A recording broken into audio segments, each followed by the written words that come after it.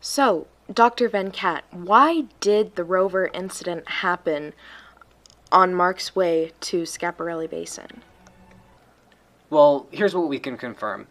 Millions and millions of years before humans had any influence on Mars, the rim of the crater had been constantly pushed around by the wind, and erosion created sort of a small hole that was widened more and more by harsh winds for about a millennia. As the hole got bigger, dust, sand, particles, and debris got blown into the basin itself.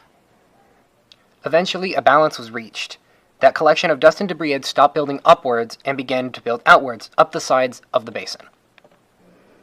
After that point, the basin had built up a very precarious new structure, and those particles were very intricately connected to one another. Entrance ramp had been born.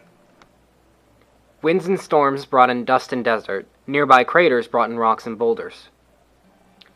The very precarious new ramp became unstable because of all of the new material. Gravity did its job, though, and the ramp compressed, albeit unevenly.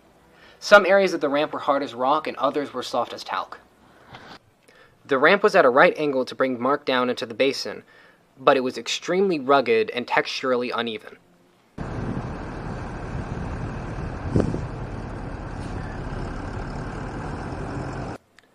The difficult terrain was unexpected, but it visually looked no worse than the terrain he had already routinely navigated.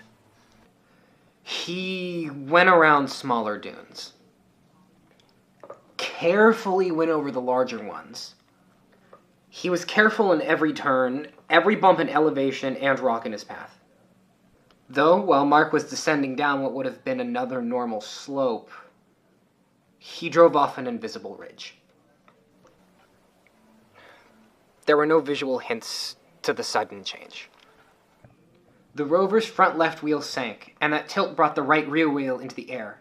That, though, was too much pressure on the rear left wheel, and it slipped on the rough patch of sand.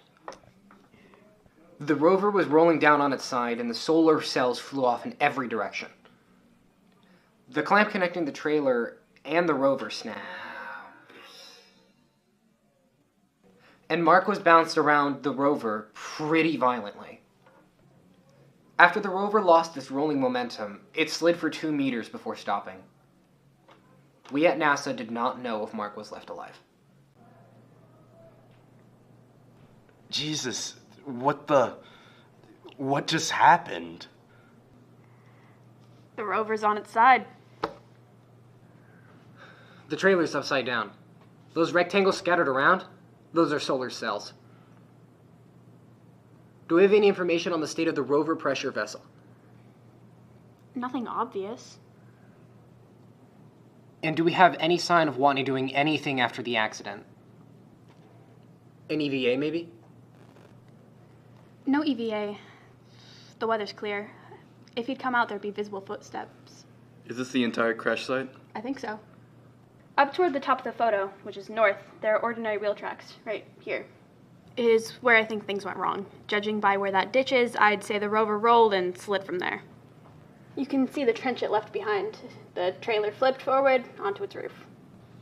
I'm not saying that everything's alright, but I don't think it's as bad as it looks. Go on. The rover's designed to handle a roll, and there would be a pressure loss. There would be a starburst pattern in the sand. I don't see anything like that. Watney may still be hurt inside. He could have banged his head or broken an arm or something. Sure. I was just saying the rover's probably okay. When was this taken? We got it 17 minutes ago. We'll get another pic in 9 minutes when it comes into MGS for his orbit. First thing he'll do is an EVA to assess damage. Mindy, keep us posted on any changes.